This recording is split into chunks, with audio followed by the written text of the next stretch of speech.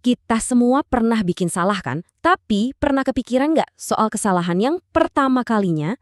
Nah, kisah leluhur kita semua, Adam, itu bukan cuma soal dosa pertama, tapi yang lebih penting lagi, ini adalah kisah tentang pertobatan pertama.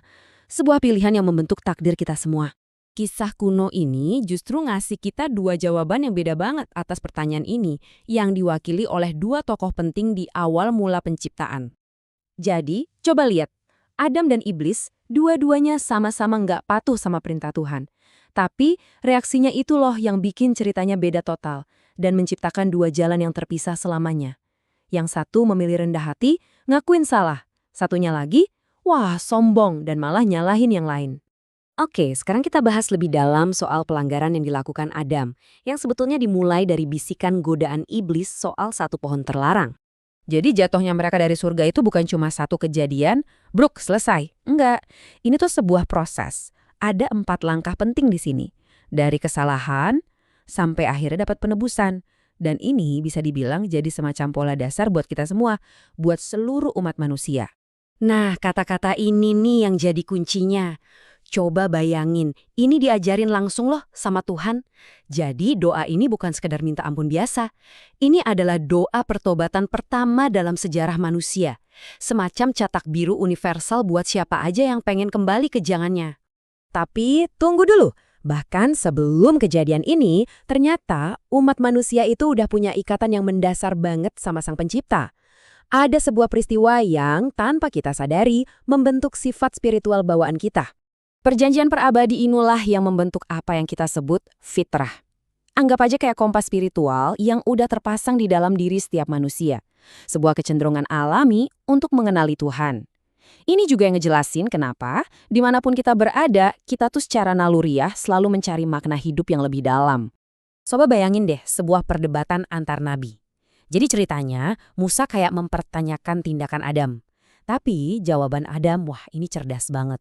Dia bilang kalau kejadian itu emang udah tertulis di takdirnya. Dan yang paling penting, dia udah bertaubat. Nah, ini poin kuncinya. Taubatnya inilah yang langsung menutup perdebatan itu. Sebuah argumen yang bahkan sekelas Nabi Musa pun nggak bisa membantahnya lagi.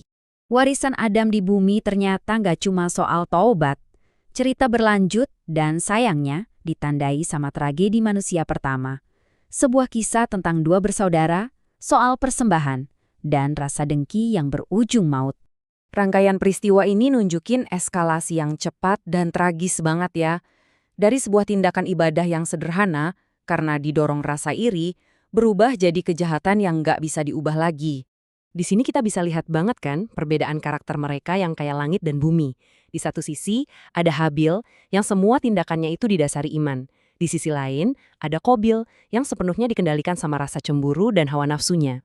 Jadi ini nih poin yang krusial banget dan agak mengerikan. Karena Qabil yang memulai, yang ngasih contoh soal pembunuhan, dia itu ikut nanggung sebagian dosa dari setiap pembunuhan gak adil yang terjadi setelahnya.